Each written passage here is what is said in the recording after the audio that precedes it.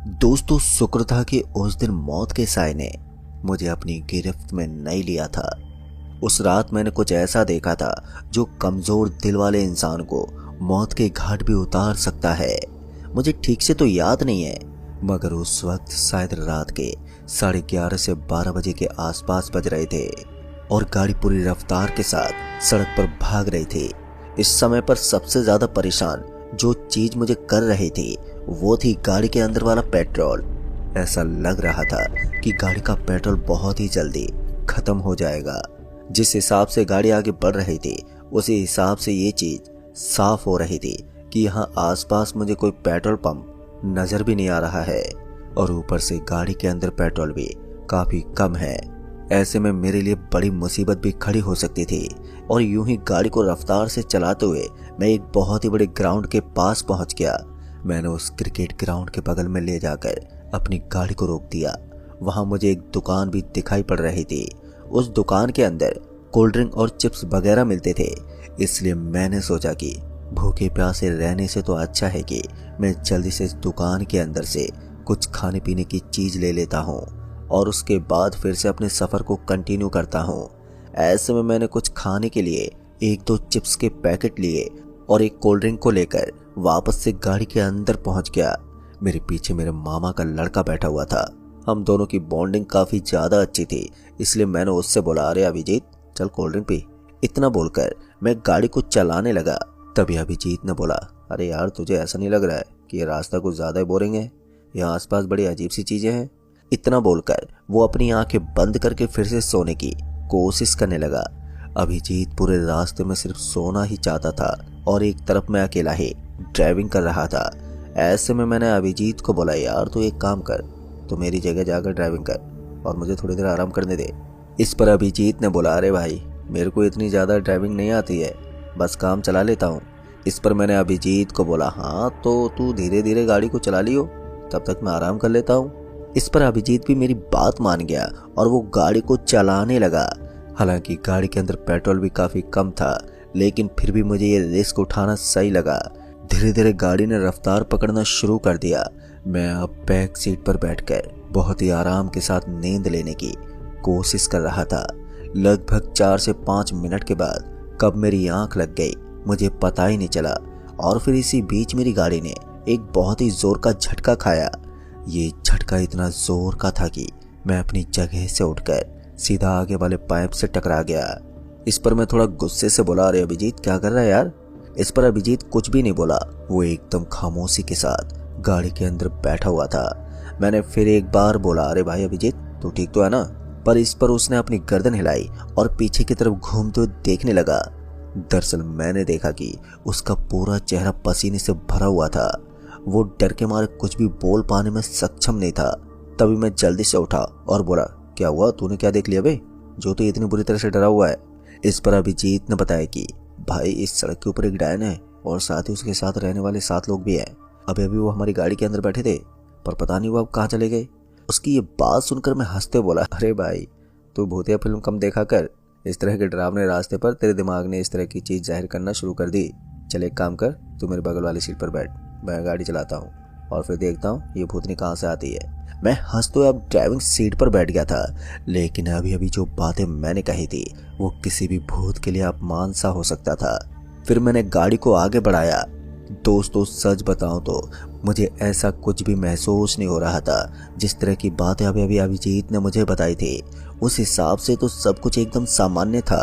फिर मैंने अभिजीत की तरफ देखते बोला, एक काम कर तू इधर उधर देखते रहना कि कोई पेट्रोल पंप आता है या फिर नहीं, क्योंकि गाड़ी के अंदर पेट्रोल बिल्कुल भी नहीं है और इस वक्त गाड़ी के अंदर पेट्रोल भरवाना बहुत ज़रूरी है, वरना हम दोनों बीच रास्ते में रह जाएंगे। मेरी बात सुनकर अभिजीत ने भी अपनी गर्दन हिलाई। थोड़ी दूर आगे जाने के बाद मुझे एक पुराना सा टूटा फूटा बोर्ड दिखा और उसके ऊपर लिखा हुआ था पेट्रोल पंप, यानी कि यहाँ आसपास एक पेट्रोल पंप तो था। अब ये देखकर मैं बहुत ही खुशी के मारे उछल पड़ा, क्योंकि इतनी देर से मुझे यही डर था कि बीच रास्ते में गाड़ी रुक ना जाए तो फिर हमारे लिए बहुत बड़ी मुसीबत बन जाएगी। लेकिन जैसे मैंने उस बोर्ड को देखा तो मैं समझ गया कि यहाँ आसपास ही कोई पेट्रोल पंप मौजूद है। फिर थोड़ी दूर आगे जाने के बाद मैंने देखा कि वहाँ एक लाइट ऑन थी। उस लाइट की रोशनी वहाँ अंधेरे में फैली हुई थी। वो इकलौती ऐसी लाइट थी जिसने उस जोरदार अंधेरे के बीच में रोशनी का उजाला किया हुआ था। हम दोनों जल्दी उसके पास पहुंच गए, पर जैसे हम उसके पास पहुंचे तो हमने देखा कि वहां पर कोई भी मौजूद नहीं था। उस पेट्रोल पंप के आसपास भी सन्नाटा पसरा हुआ था। मैंने एक दो बार किसी को आवाज भी लगाई, लेकिन कोई भी नजर ही नहीं आ रहा था।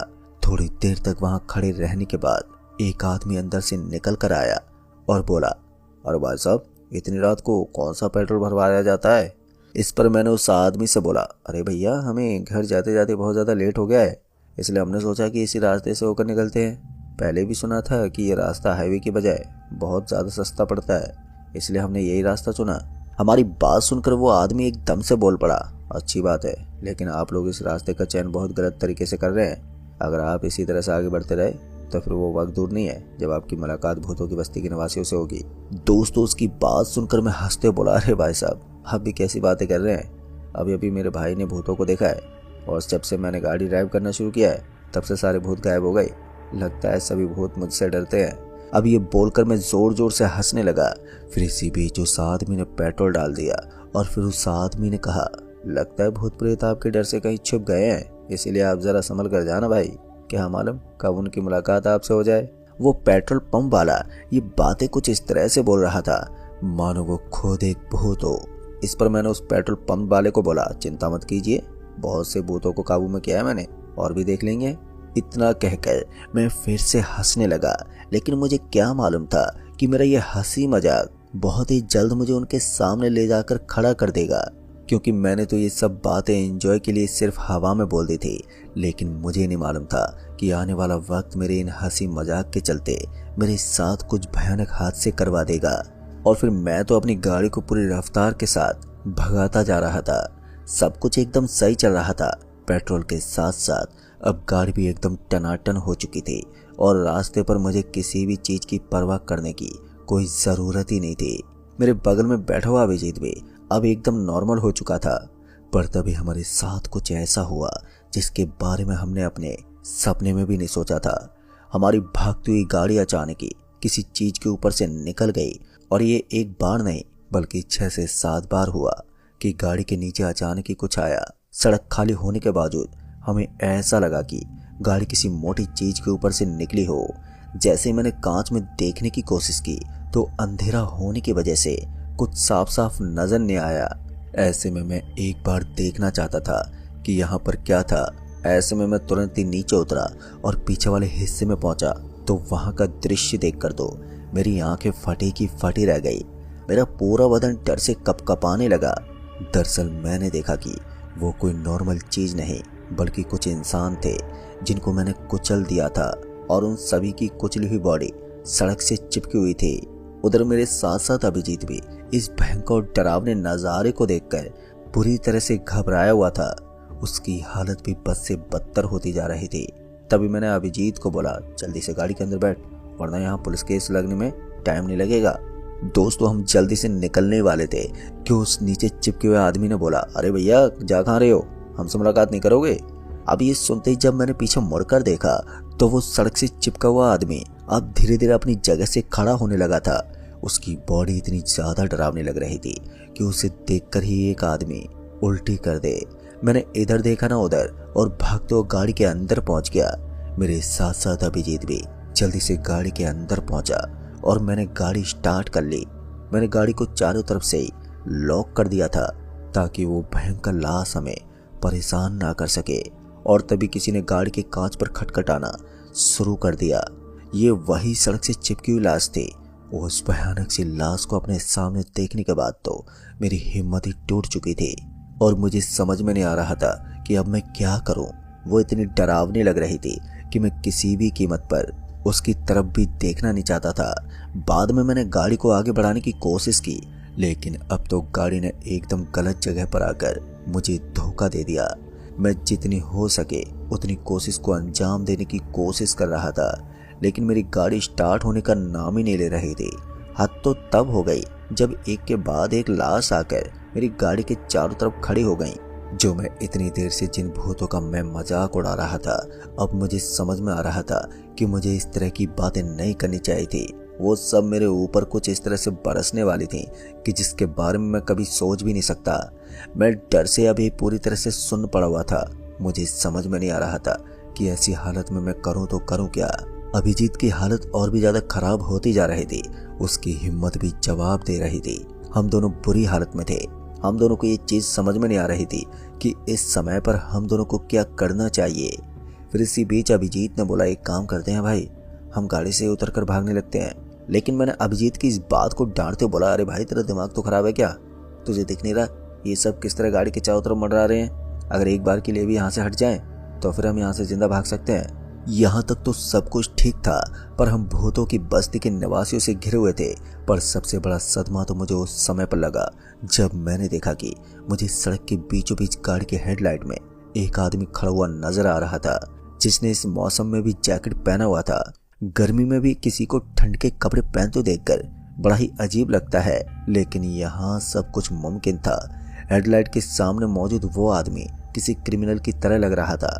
फिर जैसे उसने अपना चेहरा हमारी तरफ घुमाया तो हम सदमे में चले गए, क्योंकि ये वही आदमी था जिसने थोड़ी देर पहले हमारी गाड़ी के अंदर पेट्रोल डाला हुआ था।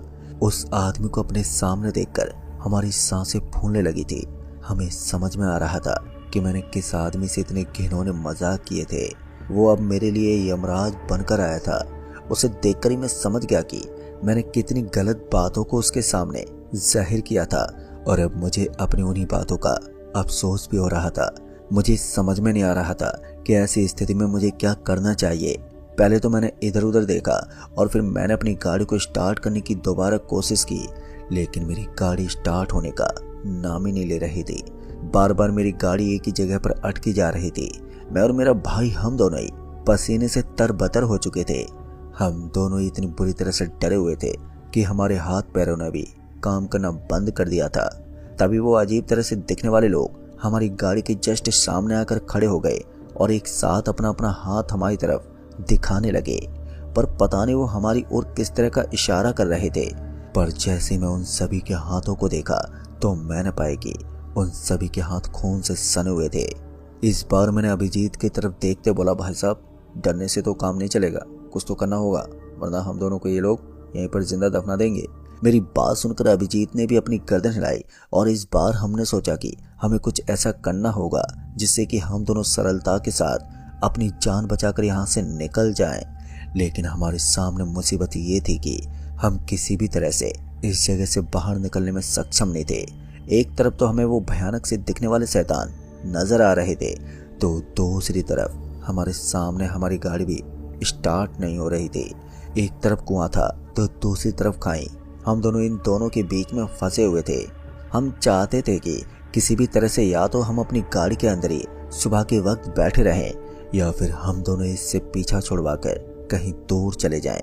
दूसरे ऑप्शन के लिए हमारे पास कोई रास्ता भी नहीं था, क्योंकि जिस तरह से ये सभी हमारी गाड़ी के चारों तरफ मंडरा रहे थे, उस हिसाब से अगर हम गाड़ी से बाहर निकलते तो गाड़ी से बाहर निकलते ही हमें ये मौत के घाट उतार सकते थे। इसलिए हम दोनों अभी भी डरे हुए थे और गाड़ी के अंदर ही बैठे हुए थे। मैंने अभिजीत को बोला कि हमें अपनी आंखों को ढक लेना चाहिए ताकि हम इन्हें देख ना सकें और जिससे हमारा डर थोड़ा कम हो जाए। हमने ऐसा ही किया। हम दोनों अपनी आंखों को ढककर सीट से चिपक कर बैठ गए थे। हम दोनों की घबराहट थोड़ी कम हो रही थी और अब तक रात के लगभग 2:30 बज चुके थे और शायद हम दोनों को 2 से 3 घंटे और इसी भयानक दहशत में गुजारने थे। अगर हम इस डरावने मंजर में कोई भी गलत कदम उठा लेते तो शायद वो कदम हमारी जिंदगी का आखिरी कदम भी हो सकता था। हम बड़े ही संभल कर डिसीजन लेना चाहते थे। तभी मेरे भाई अभिजीत ने बोला, भाई अब तो यहाँ पर कोई भी नजर नहीं आ रहा है। जैसे हमने अपनी आंखें खोलकर आसपास देखा तो वहां पर कोई भी नहीं था। ये देखकर मुझे काफी हद तक राहत मिल रही थी, लेकिन अभी भी मैंने किसी भी गलती को अंजाम देना सही नहीं समझा और अपनी आंखों को बंद करके गाड़ी के अंदर ही बैठा रहा। फिर हम दोनों को नींद लग गई। फिर जब धूप ने हमारे चेहरे पर गर्माहट महसूस करवाई तब जाकर हमारी आंख खुली। फिर कुछ इस तरह से हमने अपनी जिंदगी की सबसे भयानक रात को गुजारा और उसके बाद हम वहां से निकलते हुए अपने अपने घर पहुंच गए।